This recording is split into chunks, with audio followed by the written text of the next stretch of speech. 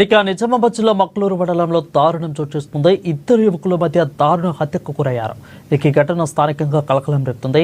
నిజామాబాద్ నగరానికి చెందిన జిలకర ప్రసాద్ అతడి స్నేహితులు ఇద్దరు కలిసి నిన్న రాత్రి మక్లూరు మండలంలోని దర్బోర గ్రామానికి వెళ్లారు. ఇక అక్కడ ఇద్దరు హత్యకు గురయ్యారు.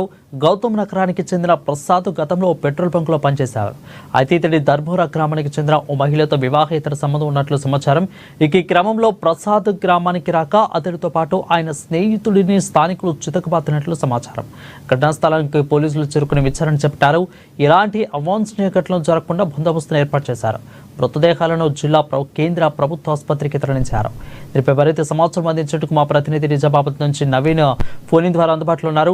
నవీన్, చెప్పండి, అప్డేట్ సెంటర్స్ లో ఎలా జరిగింది ఒక ఘటన? కేవలం దీని అంతటికి కూడా కారణం వివాహేతర సంబంధమే అని మనకు తెలుస్తా ఉందా? నిజామాబాద్ జిల్లాలో డబుల్ మర్డర్ కలకలం వ్యక్తుంది. కళ్ళలో కారం కొట్టి కత్తులతో కొడితే ఇద్దరిని దారుణంగా హత్య చేశారు. ఈ సంఘటన నిజామాబాద్ జిల్లా మాకుల మండలంలో దర్బోర గ్రామంలో చోటు చేసుకుంది. అయితే నిజామాబాద్ నగరంలోని గౌతమ్ నగర్ చెందినటువంటి రౌడీషికర్ అయినటువంటి జిలకర ప్రసాద్, అలాగే ధర్మ గ్రామానికి చెందిన చొక్క అనే మహిళతో పరిచయం ఏర్పడింది. అప్పుడప్పుడు ధర్మార గ్రామానికి వెళ్లి ఆమెను కలుస్తూ ఉండేవాడు. అయితే నిన్న రాత్రికి కూడా ధర్మవరం చెందిన స్వప్న కలిసేందుకు ప్రసాద్ వెళ్ళాడు. అయితే అతనితో పాటు అతని మిత్రుడు ఆశీష్ కూడా వెంట తీసుకెళ్లాడు ప్రసాద్. అయితే ఈ క్రమంలో ప్రసాద్ వచ్చి ఆశీష్ స్వప్న బంధువులకు వాగ్వితం చోటు చేస్తుంది. వివాదం మొదలడంతో ప్రసాద్ ఆశీస్సులపై దాడి చేశారు స్వప్న బంధువులు.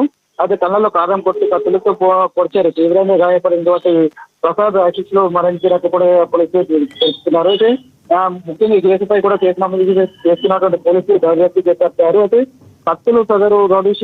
కత్తులు అలాగే సదరు రౌడీషిగా తెచ్చినట్లుగా గుర్తించి పోలీసులు చెప్తున్న పరిస్థితి కనిపిస్తుంది. రెడ్డిపల్లిలను నిజామాబాద్ పోస్ట్ మార్టం నిజామాబాద్ తత్వ ఆసుపత్రికి తరలించారు. అయితే ముఖ్యంగా ఒక్కోసారి రెండు మంటలు జరగడంతో ఇలాంటి అవాంఛనీయ సంఘటన జరగకుండా ఉండేందుకు కూడా ఏదైతే ధర్మవరం సంఘటన చోటు చేసినట్టు ధర్మవరం గ్రామంలో కూడా పోలీసులు గట్టి బందోబస్తు ఏర్పాటు చేశారు. కేవలం అక్రమ సంబంధం ఉండడం వల్లనే ఇదంతా జరిగిందని కూడా పోలీసులు చెప్తున్న పరిస్థితి కనిపిస్తుంది. కేవలం అయితే ఇంతకు ముందు ప్రసాద్ తో ఏదైతే ఆ మహిళ సంబంధం పెట్టుకున్న తర్వాత కొన్ని నెలల తర్వాత ఆమె ఇతర వ్యక్తితో సంబంధం పెట్టుకోవడంతో అది తెలిసినటువంటి ప్రసాద్ ఆమెతో గొడవ దిగాడు. ఈ క్రమంలోనే గొడవ పెరిగి ఈ మర్డర్ కు దారి చేసినట్టుగా పోలీసులు ప్రస్తుతం గురించారు. అది కేసు నమోదు చేసిన పోలీసులు మాత్రం దర్యాప్తు చేపట్టిన పరిస్థితి. Right. Thank you, Naveen, for the updates. No.